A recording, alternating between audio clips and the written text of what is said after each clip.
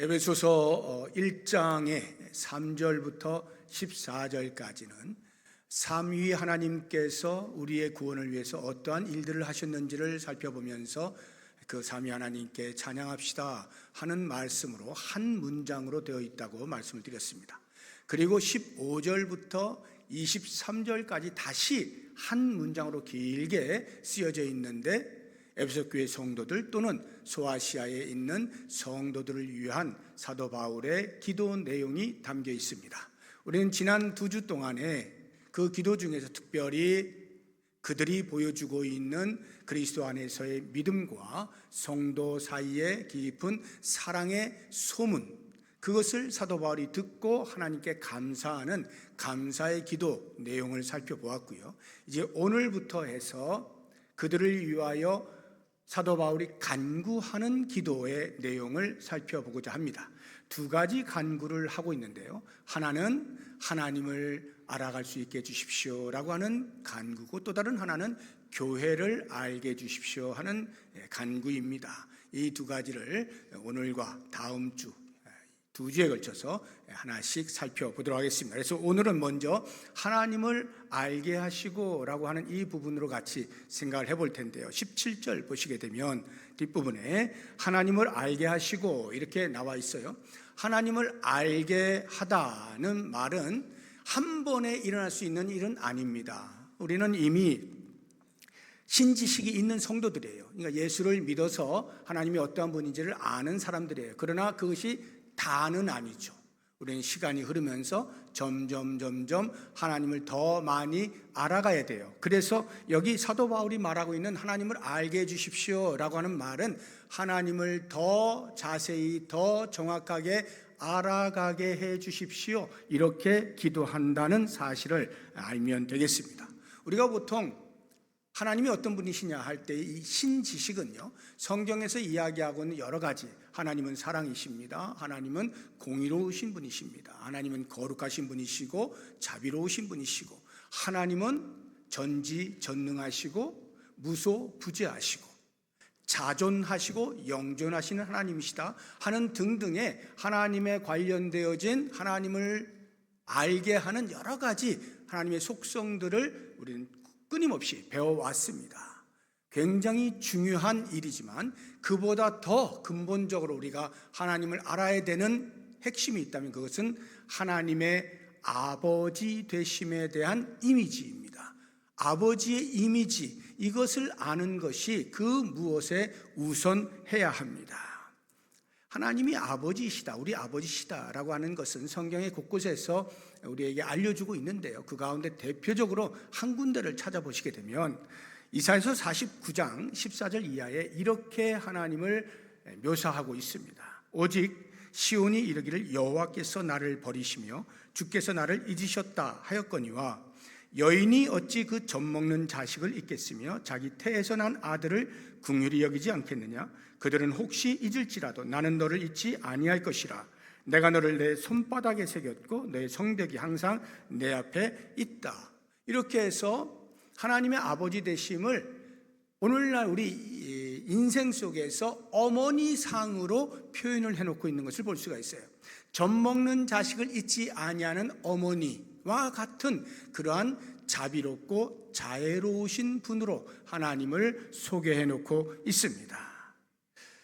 이러한 표현들 때문에 가끔 여성 신학자들 가운데에서 하나님은 아버지가 아니라 어머니다 이렇게 주장하는 분들이 있고요. 또 이단 가운데 우리 옆에 바로 있는 하나님의 교회라고 하는 이단은 하나님을 아버지라 부르지 않고 어머니라고 부릅니다. 근데 이러한 표현들을 통해서 그렇게 주장을 하는 것인데요. 실제 성경이 왜 어머니상으로 하나님의 아버지 되심을 표현하고 있을까 생각을 보면 우리 인간이 타락하기 이전에 원래의 모습들은 아버지의 자비로우심과 자애로우심이 원래 근간의 모습이에요. 그런데 우리가 타락하면서 아버지가 권위적이고 누르고 이런 쪽으로 바뀌게 되어진 것이죠. 그래서 우리는 성경이 표현하고 있는 이런 하나님의 아버지의 이미지들을 보면서 적어도 예수 믿고 변화되어지는 아버지들, 남자들은요, 이렇게 하나님을 닮아갈 수 있어야 됩니다. 그래서 괜스레 어깨에 힘주고 에헴거리고 이렇게 하는 것은 성경이 말하고 있는 아버지상이 아닙니다.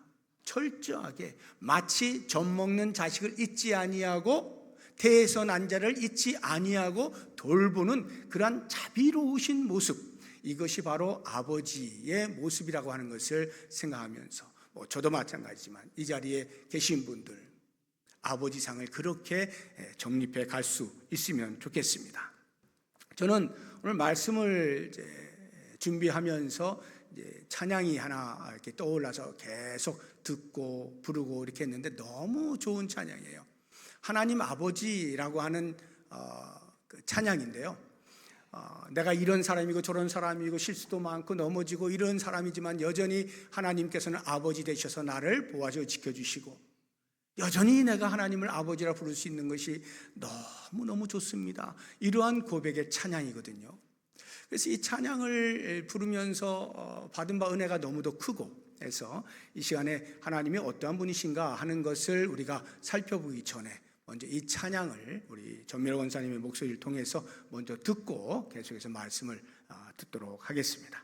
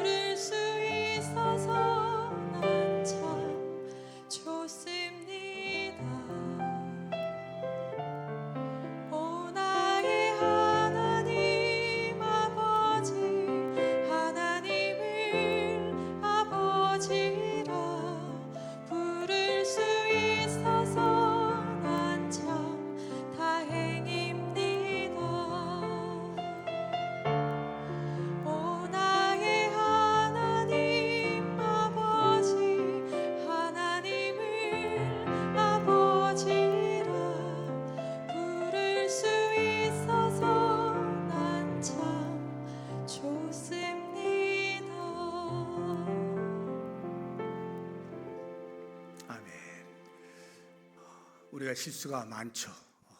넘어집니다. 그렇지만 여전히 하나님이 우리의 아버지가 되셔서 우리가 아버지라고 부를 수 있는 것이 얼마나 감사한지 몰라요. 여러분들은 육체의 아버지에 대한 기억과 경험이 각각 다 다르리라 생각이 듭니다. 그래서 때로는 어떤 분들이 이렇게도 이야기해요. 나는 아버지 하면 좋지 않은 기억이 많아서 하나님을 아버지 이렇게 부를 때 하나님이 무섭다라고 말하는 사람들도 없지는 않습니다. 우리 육체의 아버지들이 그만큼 죄로 인해서 변질이 많이 된 거예요. 그런데 성경에서 우리에게 알려주시는 하나님 아버지는 너무너무 좋으신 분이죠.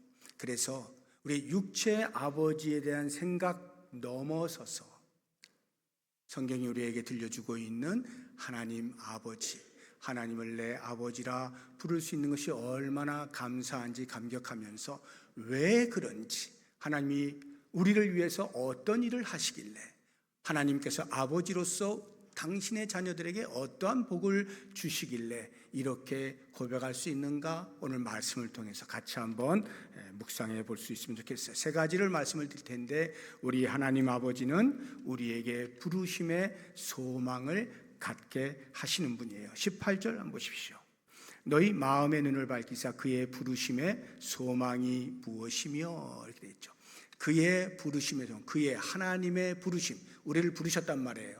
그럴 때 그냥 부르신 것이 아니라 그 부르심에 소망이 있게 불러주신 것입니다. 우리를 불렀다는 말은 쉽게 이야기하면 구원해 주셨다는 거죠. 우리를 구원해 주시는데요, 그냥 죄에서 건져 주시고 끝 이렇게 하신 것이 아니라 그래서 우리에게 소망이 있게 해 주신 분이십니다. 소망이라고 하면요, 우리가 이생의 소망이 있고 내생의 소망이 있을 수가 있는데, 이생의 소망이라고 하는 것은 부르심의 목적을 알게 하신다는 말입니다. 우리를 구원해 주셨을 때 구원해 주신 목적이 있는데 그것을 우리에게 알려주시는 거예요. 어떤 목적일까요? 우리를 부르신 목적, 보편적으로 이야기하자고 하면은 예수 그리스도를 닮아가는 그러한 삶을 사는 목적을 주신 것이고요, 또 다른 하나가 있다면 그의 기이한 행적을 전할 수 있는 그러한 사람으로 살아가도록 우리를 부르셨다라고 말할 수가 있어요. 그러나 좀 더 구체적으로 우리의 목적이 뭐냐라고 할 때는 하나님께서 각 사람을 부르실 때 각 사람에게 심어놓으신 삶의 목적이 있는 거예요. 그래서 그 목적을 따라 우리가 살아갈 때 삶의 의미가 발생하죠. 의욕이 생기는 것입니다. 이러한 목적이 없는 삶은 아무런 맛이 없어요. 몸이 건조해요. 그래서 살고자 하는 의욕이 생기지가 않습니다. 그런데 우리에게 하나님께서 구원하여 주시면서 삶의 목적을 심어주시고 살아갈 이유를 알게 하시고 삶의 맛을 느끼며 살아갈 수 있게 해주신 거죠. 내생의 소망이라 한다면 그것은 부르심의 결과를 알게 해주신다는 뜻이에요. 이 생에서 부르심의 목적을 따라 살아가게 해주실 뿐 아니라 그 부르심의 목적을 따라 살고 나면 결과가 어떻게 되어질 것임에 대하여 우리에게 알려주심으로써 내생에 대한 소망도 갖게 하시는 겁니다. 우리가 하나님께서 부르신 목적을 따라 잘 살아내면 어떠한 결과가 주어질까요? 당연히 그 부름에 합당한 상을 예비해 놓으시고 우리에게 상을 주시는 분이죠. 그래서 사도 바울이 이렇게 고백을 하는 거예요. 빌립보서 3장 14절을 보시게 되면 표대를 향하여 그리스도 예수 안에서 하나님이 위에서 부르신 부름의 상을 위하여 달려가노라. 달려간다는 것은 부름의 목적을 성취해낸다는 이야기고, 그것이 곧 위에서 부르신 부름의 상, 예비해 놓으신 그 상을 받는 결과가 있을 것임에 대하여 이야기를 하고 있는 것이죠. 조금 더 멋있는 말로 표현을 하면요, 각 개인이 되었든 아니면 우리 공동체가 되었든 부름의 결과는 영광스러움입니다. 에베소서 5장 27절 보시게 되면 자기 앞에 영광스러운 교회로 세우사 티나 주름 잡힌 것이나 이런 것들이 없이 거룩하고 흠이 없게 하려 하심이라. 우리가 부르심의 목적을 따라 잘 살아내고 나면 그 결과가 어떠하냐? 티나 흠이 없는 거룩한 자로 하나님이 보시기에 영광스러운 존재로 세워주시는 거예요. 영광스러운 성도, 영광스러운 교회, 우리의 부름의 결과입니다. 이와 같은 부르심의 소망, 이것이 없는 사람은요, 삶이 참 어렵습니다. 19세기의 실존주의 철학의 선구자라고 할 수 있는 덴마크의 철학자 키에르케고르를 여러분이 아실 겁니다. 그가 1849년에 쓴 책 가운데 죽음에 이르는 병이라고 하는 책이 있죠. 그 죽음에 이르는 병을 그는 절망이라고 가르쳐 주었습니다. 죽음에 이르는 병은 절망이다. 이 땅에서 소망 없이 사는 것보다 더 불행한 존재가 어디 있어요? 아무런 살아야 할 이유가 없어요. 희망이 없어요. 그냥 하루하루 겨우겨우 살아가요. 그런 사람들은 그렇게 버티다 결국에 견디지 못하면 스스로 생을 마감하는 일까지도 서슴지 않습니다. 죽음에 이르는 병이죠. 그런데요, 그것보다 더 절망스러운 것은요, 소망 없음보다 더 절망스러운 것은 가짜 소망을 소망이라고 여기고 착각하고 사는 삶이에요. 가짜 소망. 가짜 소망이 뭐냐면 이 땅에서 우리가 누릴 수 있는 것, 붙잡고 싶은 그 무엇, 그리고 이 땅으로 끝나버리는 것을 소망이라 여기고 살아가는 것, 이것이야말로 참으로 마지막 순간이 되어지면 그보다 더 절망스러운 게 없어요. 아예 참 소망이 무엇인지 관심을 갖지 못하게 만들잖아요. 그 가짜 소망에 속아서 그것이 참 소망인 줄 알고 붙들고 살았다가 죽음에 직면하게 되어질 때 이게 뭔가 인생의 허무함을 느끼게 될 때 이보다 더 절망스러운 것이 없죠. 우리 성도들에게는 하나님께서 부르셔서 당신의 자녀 삼아주실 때 소망을 심어주신 거예요.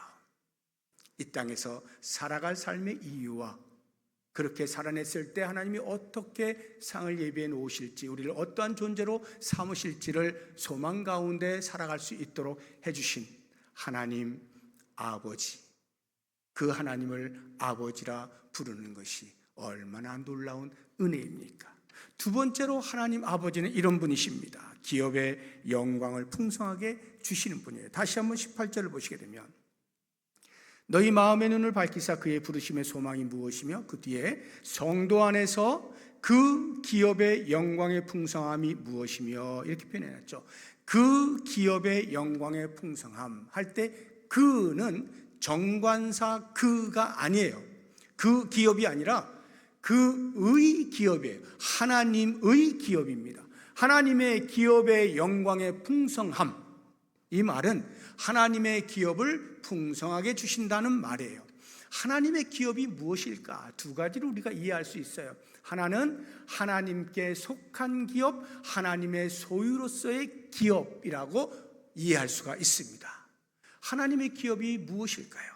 성경은 우리에게 명확하게 이야기합니다. 하나님의 기업은 곧 우리 성도들이다, 이렇게 말씀해 주십니다. 11절을 보시기 바랍니다. 모든 일을 그의 뜻의 결정대로 일하시는 이의 계획을 따라 우리가 예정을 입어 그 안에서 기업이 되었으니, 하나님의 기업으로 우리가 세워져 있는 거예요. 그러면 그의 기업, 우리 성도된 자의 영광의 풍성함이란 뜻이 뭘까요? 그것은 우리가 하나님의 자녀로서 대단히 영광스러운 존재로 삼아 주셨다는 뜻이에요. 사람들은 모르죠. 사람들은 돈이나 많아야, 권력이나 쥐어야, 높은 자리에나 올라가야 와 부러워할런지 몰라도요, 이미 우리는 하나님의 자녀로 부르심 받는 그 자체로 영광스러운 존재가 된 거예요. 우리를 그렇게 삼아 주신 거예요. 그의 기업이라고 할 때 또 다른 하나의 해석은 그가 주시는 기업, 그가 우리에게 베푸시는 기업, 이렇게 이해할 수 있는데요. 그렇게 되면 그 기업은 하나님의 나라가 됩니다. 우리에게 주시는 하나님의 나라, 그것이 우리의 기업이에요. 하나님이 우리에게 주신다는 거예요. 하나님의 나라 하면 우리가 두 가지로 이해할 수가 있죠. 이미 임한 하나님의 나라와 앞으로 다가올 하나님의 나라. 영어로 하면 already, 이미 임한, but not yet, 아직 임하지 아니한, 앞으로 다가올. 그래서 이미 임한 하나님의 나라, 그 하나님의 나라의 영광스러움이라고 한다면 그것은 곧 우리가 이 땅을 살아가면서 힘들고 어렵고 고난과 풍랑이 있지만 그 가운데서도 여전히 하나님의 나라를 맛보며 살아갈 수 있게 해주시는 것, 이것이 그 기업의 영광의 풍성함이죠. 아무리 환경이 우리를 옥죄온다 할지라도 우리 안에 있는 그리스도로 말미암는 평강을 빼앗기지 아니하는 거예요. 풍랑 가운데서도 주의 주시는 평안을 누릴 수 있는 것, 천국의 삶을 완전히는 아니지만 맛보며 살아갈 수 있는 것, 이것이 기업의 영광의 풍성함이에요. 하나님이 주시는 복이죠. 다가올 하나님의 나라, 이것은 더 말할 필요도 없는 거죠. 우리는 다가올 하나님 나라를 바라보며 살잖아요. 그 하나님의 나라, 어떤 하나님의 나라인가요? 많은 사람들이 예수를 믿든 믿지 아니하든 내 세는 좀 이렇게 살면 좋겠어, 내 세는 이런 곳이면 좋겠어 라고 막연히 이 세상에 그 풍랑이 없는 그런 좋은 곳, 이렇게 기대하지만 우리 성도들은요, 너무도 명확하게 성경이 이야기하고 있는 다가올 하나님의 나라를 알고 있죠. 성경 곳곳에서 이야기하지만 특별히 요한계시록에서 사도 요한을 통하여 보여주시는 환상 속에서 다가올 하나님의 나라가 어떠함을 우리에게 잘 묘사해 놓고 있어요. 특별히 21장, 22장에 보게 되면요, 하나님의 나라는 더 이상 눈물이 없어요. 아픔이 없어요. 고통이 없어요. 사망이 없어요. 곡하는 것이 없는 곳이에요. 얼마나 좋은 곳인지, 요즘 금값이 말 그대로 금값인데 우리가 가게 되어질 그 하나님 나라는요, 황금성 황금길이에요. 황금으로 지어진 곳, 황금길. 이건 비유적인 표현입니다. 그만큼 좋은 곳이다, 이런 말이에요. 그래서 생명수 강이 항상 흐르고요, 그 양 주위로 생명나무가 계절을 따라 열매를 맺으면서 우리가 그것을 먹으면서 사는 거예요. 하나님의 보좌에 둘러서서 사랑하는 성도들이 하나님의 놀라운 영광을 노래하며 사는 거예요. 이것이 우리가 가게 될 하나님의 나라인데요, 그러한 그 하나님의 나라를 우리에게 기업으로 주셨어요. 하나님이 우리의 아버지시여요. 이렇게 좋은 복을 주시는 분이신 겁니다. 세 번째로, 하나님께서 아버지셔서 우리에게 주시는 복이 있는데 그것은 능력을 베푸신다 하는 건데요, 19절 한번 보시게 되면 조금 말이 어렵습니다만, 그의 힘의 위력으로 역사하심을 따라 믿는 우리에게 베푸신 능력의 지극히 크심이 어떠한 것을 너희로 알게 하시기를 구하노라. 많이 복잡하죠? 15절부터 23절 전체가 한 문장이니까 그걸 긴 것을 한 문장으로 쓰려면 얼마나 중문과 복문이 복합되어져서 말이 복잡하겠죠. 이것을 제가 쉽게 한마디로 요약을 하면 하나님께서 능력을 베풀어 주신다, 이 말이에요. 우리들에게 능력을 베풀어 주시는 분. 능력을 베푸신다는 말은 베푸실 만한 능력이 있으시다는 말이에요. 전능하신 하나님이셔요. 우리가 하나님을 전능하시다라고 표현할 때 무엇을 보고 그렇게 표현합니까? 온 우주 만물을 창조하시잖아요. 말씀 하나로. 전능하신 하나님이시죠. 못할 것이 없으신 하나님이셔요. 죄인된 우리를 거룩하신 하나님 앞에 세우시는 이 일도 사실은 불가능해요. 거룩과 죄가 함께 있지 못하니까. 근데 이 불가능한 것을 예수 그리스도 이 땅에 보내셔서 대속하게 하심으로 가능하게 만들어 주셨잖아요. 이게 전능하심이에요. 하나님의 전능하심, 십자가 사건, 그것은요, 우리를 향한 하나님의 지극한 사랑의 크기를 보여준다라고 한다면, 십자가에 죽으시고 예수님이 부활하신 사건을 보게 되면 바로 거기에서 하나님의 능력을 볼 수가 있어요. 죽은 자를 살리시는 거예요. 있을 수 없는 일이죠. 그러나 하나님은 하셔요. 전능하시기 때문에.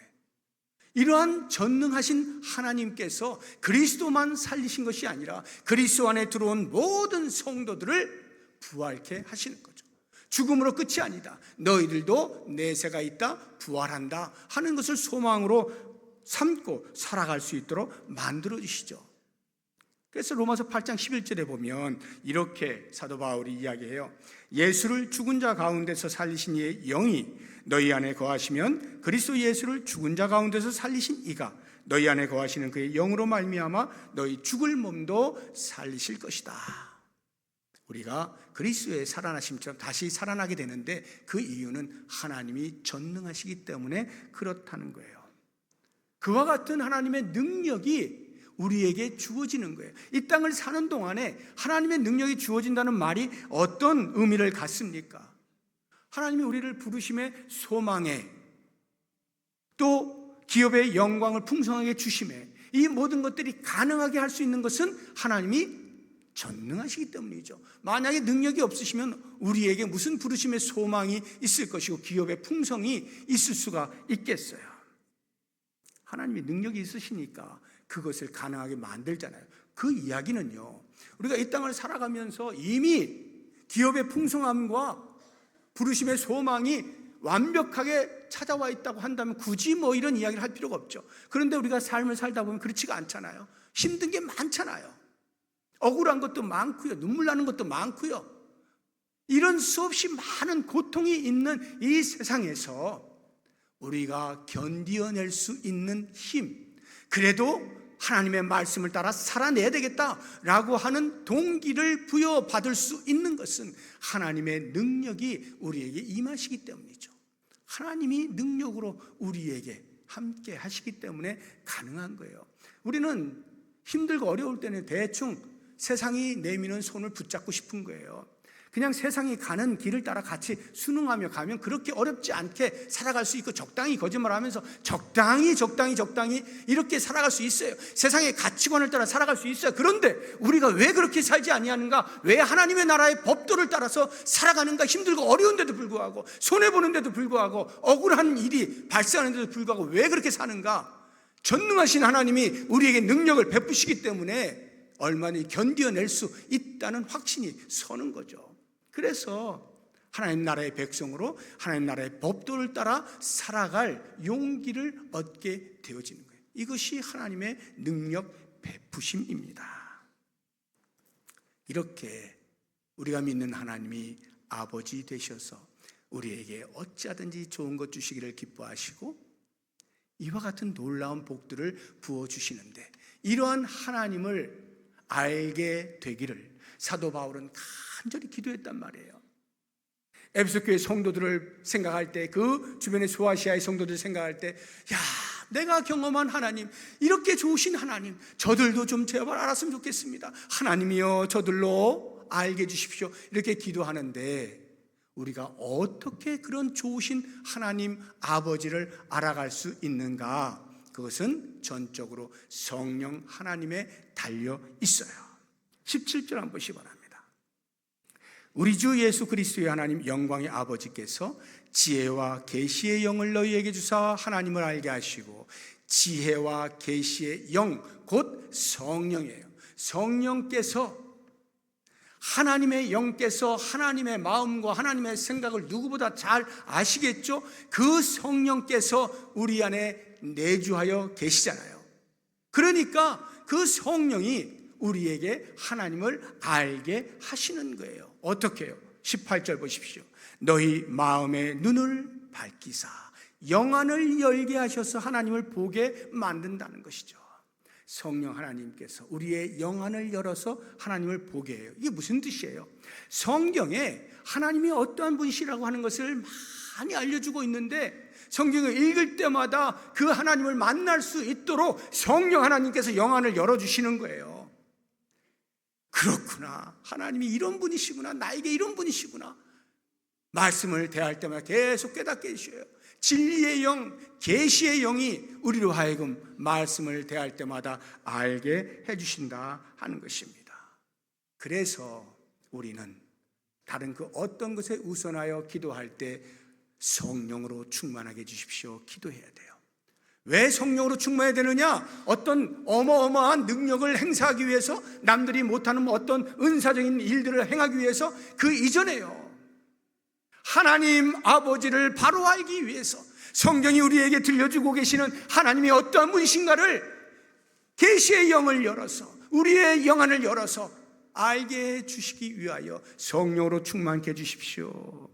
여러분, 우리는 전부 다 성령을 모시고 사는 사람들이에요. 저도 그렇고요, 여러분도 그래요.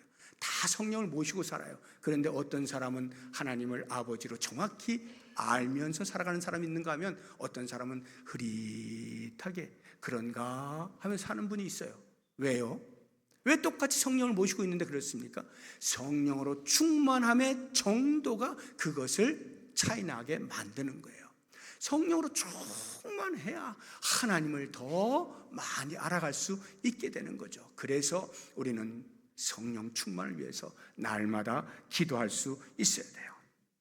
그래야 하나님을 더 잘 알아갈 수가 있는 거예요. 그리고 또 하나 우리가 잊지 말아야 되는 것은, 하나님을 알아간다라고 할 때 그것은 우리의 지식으로만 아는 것을 말하지 않습니다. 하나님은 이런 분이야, 하나님은 저런 분이야, 아는 것, 머리로 아는 것으로만 그치는 것이 아니라 우리의 가슴으로 내려와서 감동하는 것이요, 감격하는 것. 야, 하나님 아버지 그런 분이시구나, 뜨거워지는 거예요. 그리고 그 다음 단계인 손과 발로 움직여서 하나님의 아버지 되심에 대한 자기 확증을 가져야 돼요. 무슨 말이냐?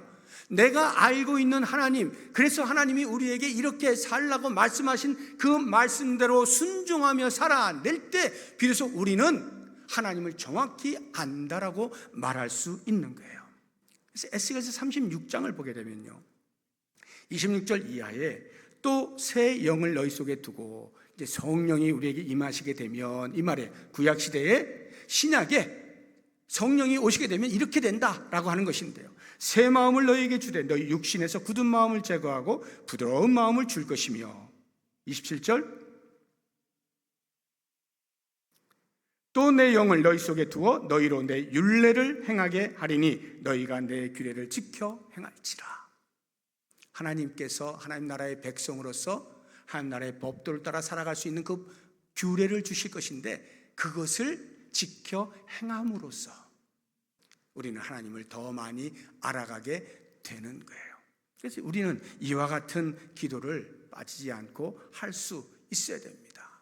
이제 우리는 하나님의 자녀로 부르심을 받아서 부르심의 소망을 가지고 사는 사람들입니다. 그리고 이 땅에서는 하나님 나라의 삶을 선언하며 영원토록 다가오게 되어질 그 하나님 나라에서 누리게 될 영광스러운 기업의 풍성함을 우리가 기대하며 살아가요. 그리고 그 모든 것들이 가능하도록 하나님께서 순간순간 우리에게 능력을 부여하셔요. 이러한 모든 하나님의 하나님 되심을, 아버지 되심을 깨닫기 위하여 우리 안에 성령을 주시고 성령을 모시게 하고 성령의 음성을 따라서 바르게 알고 깨닫고 말씀에 따라 순종함으로 하나님의 자녀됨의 권세를 더 많이 누려갈 수 있는 우리 모든 성도님들 되시기를 주의 이름으로 축복합니다. 이제 몇 가지 기도 제목을 가지고 같이 기도할 텐데요, 먼저 감사의 기도를 드리면 좋겠습니다. 하나님이 우리의 아버지가 되시며 감사합니다. 우리에게 부르심의 소망을 갖게 하시고 기업의 영광을 풍성히 주시며 능력을 베풀어 주셔서 감사합니다. 우리 감사의 기도를 드리면 좋겠고요, 두 번째로 성령으로 충만하게 해 주십시오 기도하면 좋겠어요. 성령이 하나님 아버지의 생각을 가장 잘 아셔요. 성령께서 우리의 영안을 열어주셔야 우리가 하나님을 알아갈 수 있습니다. 성령께서 말씀 속에 계시된 하나님 아버지를 생생하게 알게 해주셔요. 그래서 우리는 성령으로 충만하게 해달라고 기도할 필요가 있죠. 마지막 세 번째로 말씀에 순종하며 살게 하셔서 기도하면 좋겠습니다. 하나님을 안다는 것은 우리의 머리와 가슴에만 머물지 않는 거예요. 우리의 손과 발로 움직여서 말씀에 따라 순종하며 살 때 비로소 우리는 하나님을 바로 알아가게 됩니다. 이와 같은 기도 제목을 가지고 우리 같이 한 목소리로 기도하겠습니다. 하나님 아버지, 감사합니다. 제 가운데에서 내 육체의 소욕을 따라 살았던 우리를 삼위 하나님께서 구원의 계획을 세우시고 성취하시고 보증하여 주셔서 불러주신 것 진심으로 감사합니다. 우리를 하나님의 자녀로 부르실 때에 부르시는 것으로 끝나지 아니하고 그 안에 소망을 심어주신 것 감사합니다. 이 땅을 살아가면서 우리의 삶의 목적을 발견하며 살게 하시고 마지막 날에 주 앞에 섰을 때 그 부르심의 목적을 따라 산 자에게 주실 하나님의 놀라운 상들을 생각하며 살아갈 수 있는 복을 주신 것을 진심으로 감사합니다. 아버지, 원하옵나니 이 땅을 살아가면서 성령으로 충만케 되기를 원합니다. 내 안에 내주하셔서 알려주시는 하나님의 아버지 되심을 조금이라도 더 알아갈 수 있도록 도와주시기를 원합니다. 우리의 영안을 열어주심으로 깨닫게 하실 때에 순종함으로 더 많이 알아가게 하여 주시옵소서. 하나님의 하나님 되심, 하나님의 아버지 되심이 우리의 말씀에 순종함을 통하여 생생하게 경험되어질 수 있게 하여 주시오. 우리의 가슴에 새겨지게 하여 주옵시오. 언제 어디서 무엇을 하든지 하나님의 아버지 되심을 날마다 고백하며 감사가 넘치는 삶을 살아갈 수 있도록 인도하여 주시옵소서. 오 하나님의 원합니다. 우리 주의 말씀에 순종하며 살아갈 때 하나님을 더 많이 알아갈 수 있는 것을 깨닫고 우리 모든 성도들의 하나님의 자녀됨의 권세를 마음껏 누리며 하나님께 영광을 돌리는 귀한 삶을 살아가도록 축복하여 주시옵소서. 싸우고 예수님의 이름으로 기도드립니다. 아멘. 하나님 감사합니다. 우리가 하나님을 아버지라 부를 수 있어서 너무 감사합니다. 하나님 아버지, 우리를 위하여 베푸시는 놀라운 복들을 이 땅을 사는 동안에 누리게 하시되 저 내세에서도 영원토록 누리게 하여 주옵소서. 아무리 힘들고 어려운 삶이 다가온다 할지라도 능력을 베푸시는 하나님으로 말미암아 능히 견딜 수 있게 하시고 하나님의 자녀의 권세를 누리며 승리의 삶을 살아가도록 축복하여 주시옵소서. 예수님의 이름으로 기도드립니다. 아멘. 우리 다 같이 자리에서 일어나셔서 좌우 앞뒤 보시면서 인사 나누시겠습니다. 안녕하세요. 반갑습니다. 잘 오셨습니다. 이제 봄 기운이 살랑살랑 다가오고 있습니다. 따스한 봄에 더 신앙도 꽃피울 수 있도록 서로 위해서 기도하시면 좋겠습니다. 우리 마지막 찬양하고 예배를 마치겠습니다.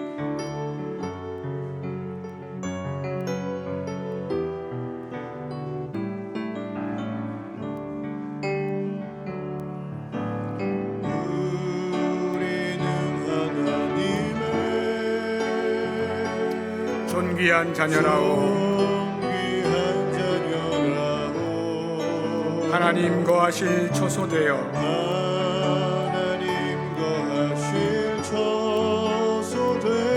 함께 지어져가네. 아멘. 성령 안에서 우리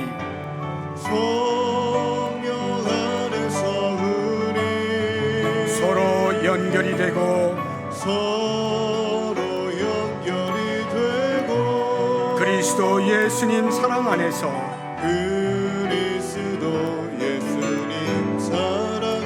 우리는 함께 지어져 가는 존재입니다. 같이 예배드리며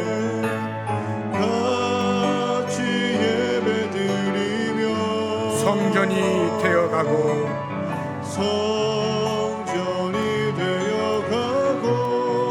하나님의 은혜로 우리는 함께 지어져가는 교회입니다.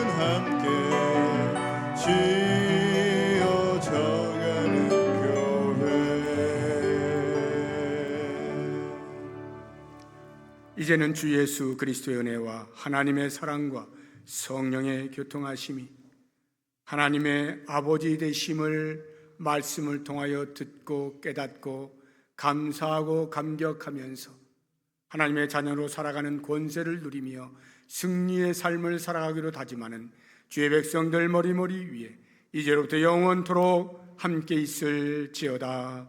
아멘.